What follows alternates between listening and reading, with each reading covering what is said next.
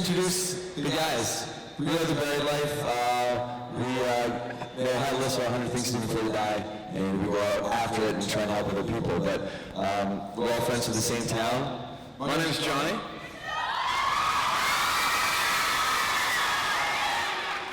Hi, my name's Dave. What's up, I'm Duncan. And I'm Ben Hampton. And guys, as Johnny said, we were, oh my God, thank you so much. So, I love you too. Hey. There's a lot of love. So guys, who here has heard of the Buried Life TV show? Anybody here? Right on. Okay, well, what we want to talk to you guys tonight about isn't only the show, but actually where this whole thing started, this thing called the Buried Life. And to do that, I want to paint a picture of 2006, which is 5 years ago now. And at that time, I was in second year university. I was a sophomore in university. This is a picture of him right here, actually. Yeah. I was paying $200 a month to stay in my friend's laundry room because I was so broke. And I remember coming home from school one day and I was starving, so I went to the grocery store to buy a yam. Sweet potato, anybody like sweet potatoes here? So I went to get a sweet potato, and I went to the front and asked the lady how much it was for this one that I had picked out, and she said, that's $1.50. And I reached in my pockets. All I had to my name was $1. And so I said, excuse me, miss, could I please have this for $1? And she said, nope. And I was like, damn. So I got the smaller one, and I went home, and I made myself a little dinner, and it wasn't very good. I was quite hungry, but I reached a point that night where I said, this is pathetic. I don't want to live like this the rest of my life. I want to make something of myself, and I don't know how I'm going to do it, but I'm going to try to find a way to not eat $1 yams the rest of my life. So that was Johnny in 2006. This was me. Yeah, so I didn't like pants very much. Actually, no, this was, I apologize, my voice is going a little bit, so it will crack tonight. I hope everyone laughs. He's going through puberty. Going through puberty. Puberty. It's so, bitch. So, this is actually me in 2006. I played a lot of sports growing up, and look at that hair, by the way. I'm in the top middle, the beanpole with orange hair. And growing up, I played basketball, I played soccer, I played rugby, and going into university. I'm sure some of you guys are going through it right now. It's like, what should I do when I go into college? What path do I want to take? And I was trying to figure it out. And sports was really the only thing that I knew, and so I thought maybe I'll go into sports medicine or physiotherapy or kinesiology, and so I did. And about 2 years in, I noticed that one of my friends from high school that I didn't know very well had, out of nowhere, started a clothing line. And it was probably one of the coolest things I'd seen any of my friends do. Just from scratch, started this really, really cool clothing line. And it was at that moment that I was like, I want to do something like that. I want to make something.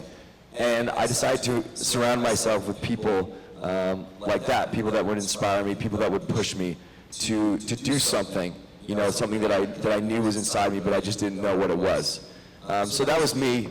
Dave was, what was Dave doing? 2006, great year. I was going to university. I was very excited.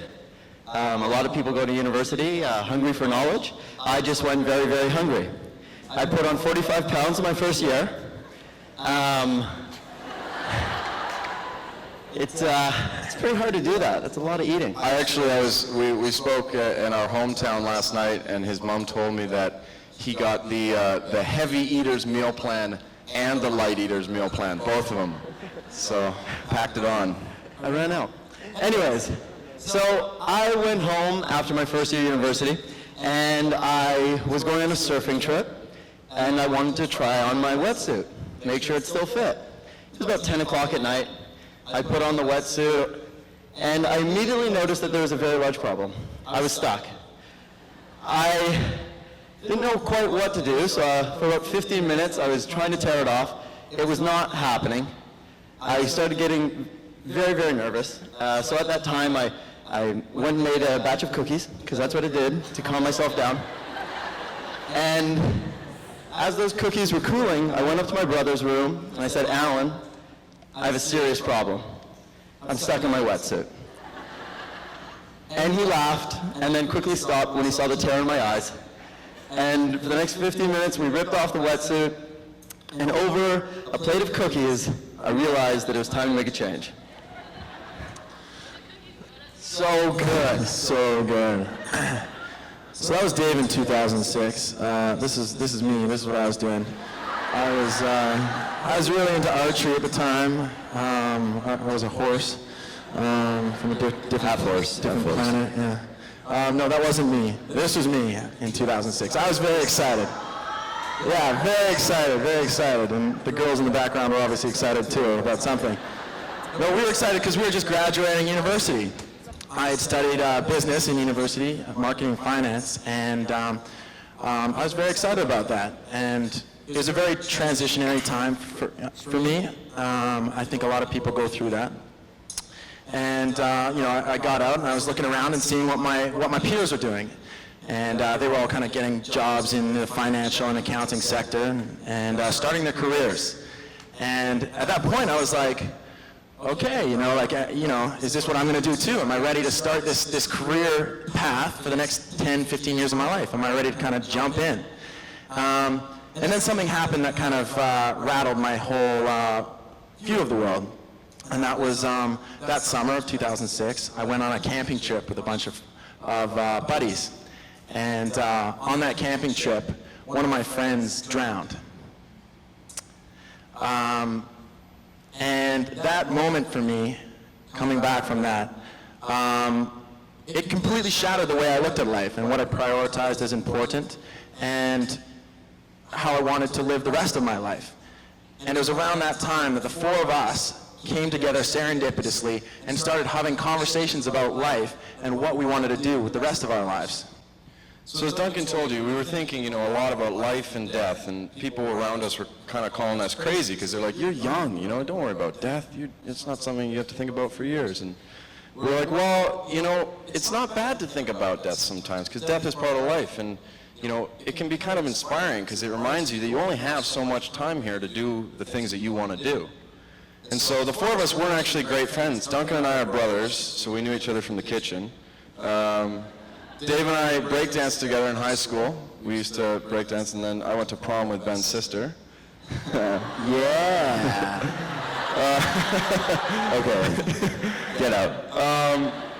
But at the same time that we're talking about all this stuff, I got assigned a poem in English class. And most of the times, to be honest with you, I didn't read the poems that I was assigned in English class. But I read this one, and it was called The Buried Life. And in it were 4 lines that stuck out for me, and I brought them back to the guys, and we started talking about them. And they were, "But often in the most crowded streets, but often in the din of strife, there rises an unspeakable desire after the knowledge of our buried life." And for us, it was like, that's exactly how we feel. It's like, I got this thing in me that I want to get out, but I have no idea how I'm going to do that. It's buried in there. I've got, a job, a crappy job. I got this relationship trouble. I got all these things going on, but I just want to kind of blow through that and go after something big. And so we decided we were going to call this project, this thing that we were starting, that we didn't even know what it was. We were going to call it The Buried Life. What do you want to do before you die? Become a famous model and actor. I want to hug you guys. Oh, we can help you with that one. Yeah, we'll put up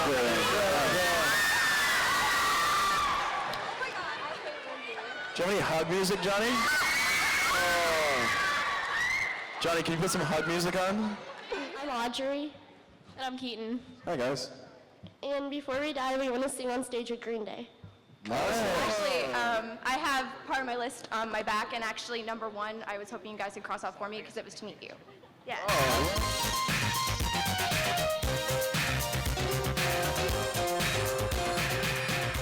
One thing that I want to do before I die is to perform on Broadway. So. That's so awesome. Do you like to sing? Yeah. Well, how would you feel about singing a little something right now?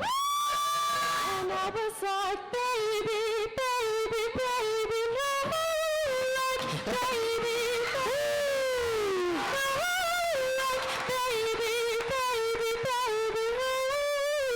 that you'd always be mine. Whoa, big round of applause, you guys. Thank you so much. Can you say it again for us? My name's Josh, and I'd like to pay off my parents' debt before I die. Are you from here? Yep. And can you tell us a bit about your family? Right now, my dad, he's works at Owen down in East Alton, and he's had shoulder injuries like 3 times, and now he's out with a neck injury. He's got like slip disc and ruptured disc on his neck. And my mom, she works from about 4 a.m. to about 5 p.m. trying to just make it live. And right now he's worrying about his job because the company's going over to Mississippi, and we're just basically struggling. You know, I'm working 2 jobs right now and still going to school, trying to make something of myself. So. Absolutely. Thank you so much for sharing. Can I say something before you leave? It takes a man of incredible strength to come up and say something like that in front of everybody. So round of applause, man. Thank you. I think you will make something very big of yourself. Yeah. I'm Cody, and I wanted to dance like Michael Jackson on MTV.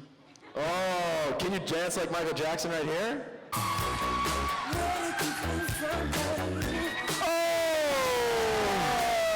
I saw your dance moves out here, Dave, and I want to challenge you to a breakdance contest. No, hold on.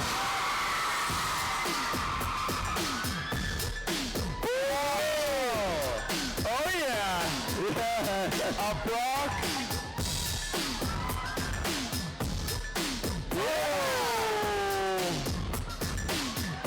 Oh, do a gainer. What do you want, Dave? Do you want a different song?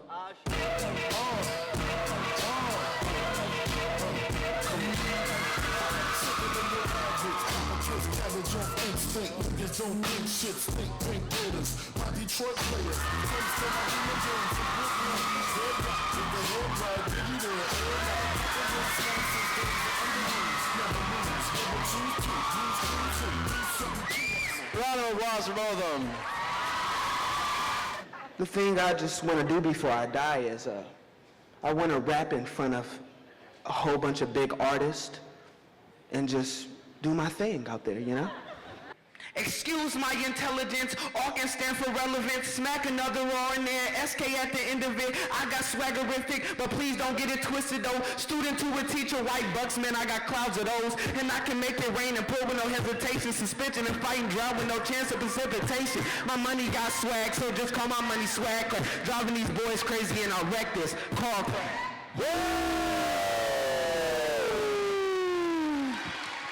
That is good, man. I would like to see my grandpa recover from his cancerous brain tumor. How old's your grandpa? He's 63. Does he mean a lot to you? Yeah, he does. How long has he been sick for? He's been sick for about 3 years, Wow. Jeez. and he just keeps pushing and keeping with it. Is he going through therapy? Yeah, he is. He's gone through chemo for the past year. Has anybody in this room, has anybody else's life been affected by cancer in this room? You know, every generation has one thing that kind of becomes their thing. Every time we do these talks, cancer comes up time and time and time again. So I think, you know, the more we can give to help people research and help treatment and help find a cure, you know, I think the better that we can, you know, all put something like that on our list. Thank you for sharing. Thank you very much for sharing that. Thank you. I hope I was talking to the guys. We're very so inspired by your your energy and what you guys are doing. And so, is the principal here? Well, hi. So we would like to donate back $2,000 to your school, just for whatever it is that you guys feel like you need to do.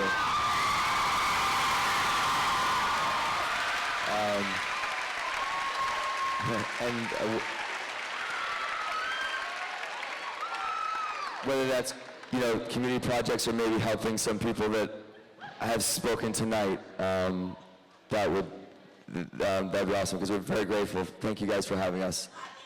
So.